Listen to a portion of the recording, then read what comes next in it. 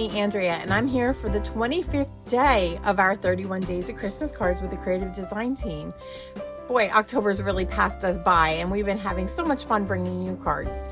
Today, I'm going to do something just a little different since we're nearing the end of the month. I'm going to share a card that I've made with this adorable little stamp of the month that's available starting November 1st. And I hope that you like this stamp set as much as I do. I just can't wait to keep playing with it. So let's get started.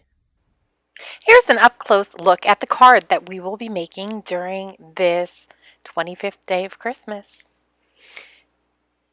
Okay, so the card begins simply enough with a piece of black cardstock that I have cut to the size of an A2 card. I folded that, and then I took a piece of this beautiful wood grain paper, and I'm going to be using that as well as this pretty pearl paper that I'm holding in my right hand here as accents.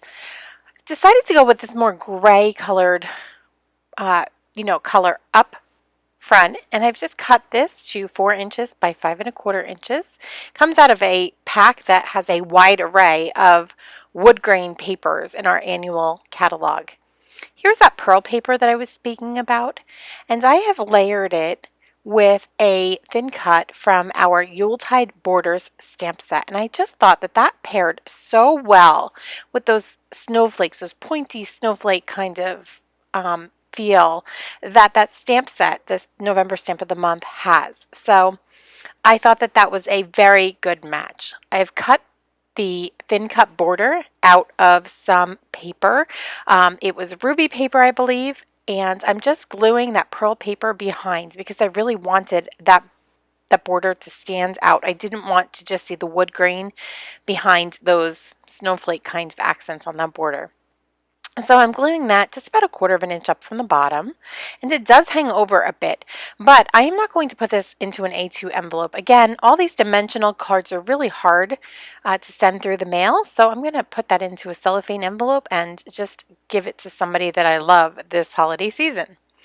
I've cut this pointy snowflake out of I think it was our artistry cartridge, and I will let you know in the description below, but I've cut it twice out of the pearl paper. Once again, I really wanted to continue that look through the card. In my original, I used a layer of white glitter paper, which was pretty, but I wanted the other elements to be the stars, and I found that glitter paper was kind of competing. So I've gone ahead and pre-stamped the latte cup and the lid. I stamped actually using my new Scarlet ink. That's what was on my desk, and it worked well with the paper that I chose for the border. And I pre-stamped that because I really wanted to let it dry. I also felt like the edges were just a little undefined when I just stamped. So I went in with my journaling pen and I just highlighted the edges. And you can go over once or twice. Here I'm trying to go over it twice to give it more definition. And I just want that cup to pop. So I also pull out my brown gray marker, and I am going to do something special. So this is why I stamped ahead of time. Right here I'm just coloring the lid a little bit. I'm shading so that you have some dimension in that lid, and I think it just adds just a little bit more. It makes the card look more dimensional, or the cup look more dimensional on this card. The reason that I pre-stamped with the Scarlet ink is because I wanted to let it dry and really soak into the fibers of that paper, because I'm going to use this brown gray marker, and it's one of our tri-blends, an alcohol marker, and I want to be able to go over the edges of the cup to create shadowing. So if you can only pick one tri-blend marker to start with, I'd suggest a color like this, because it is wonderful for shading. It just takes the color, takes the Scarlet ink, and it deepens it and it darkens it, and I think it just creates like dimension and with those shadows that we're able to create. So that's a little trick that I'd like to just pass along. Go ahead and layer colors, even if it is our Scarlet and you want to deepen it, just use that brown gray ink. I'm sure it would work beautifully on a blue color also. Don't just look at your markers as, oh, these are just a color. They have so many purposes when you try them out. Just going to adhere down with a little foam tape both the latte cup and the lid. I just fell in love with this darling little cup. It reminded me of a Starbucks cup, and every Christmas we're so excited to see what those Starbucks cups look like. So it just has a special place in my heart. Just adding a little more color with the mid-tone brown gray marker because I really wanted to deepen the shadow and make it feel like that lid was actually up higher than the cup. And so I did that through the use of creating shadows. I've taken a piece of New England ivy paper, and you'll giggle at me here. I neglected to bring my scissors along to the area where I film, so I just tore apart that little bow. The bow came directly from our Comfort and Joy Cricut collection. It's an exclusive digital collection from close to my heart. I'm also adhering down the candy cane that I stamped in scarlet ink.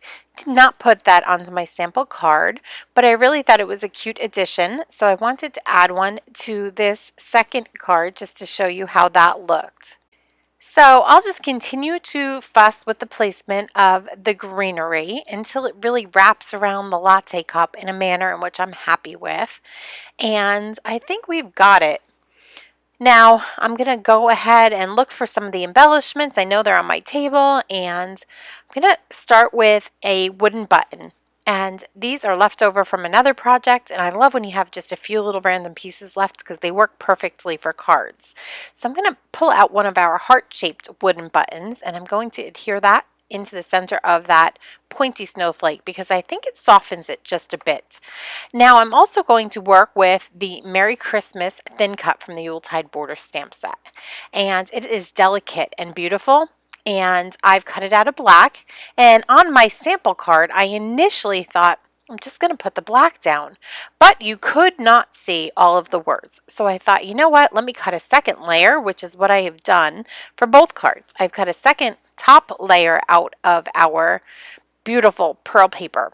And the pearl paper works beautifully in our thin cuts. It's actually thicker than our cardstock. And it's just really nice. It just shines. It adds a subtle glimmer to your project. It doesn't become overbearing, and it cuts beautifully with this delicate little Merry Christmas. So I'm going to just try to loosely tack both ends of the black Merry Christmas down, and then we are going to top it with that second pearl Merry Christmas. And once I go to put that down, I'm going to put it down sort of to the left and below the original black Merry Christmas because I want to create that shadow. And so I'm just going to put a couple dabs of glue below each of the little black ends there, and we now have our Merry Christmas tacked down. And I think having that doubled up title just really works well. We're going to add some of our platinum stickles here and there, and that is our card.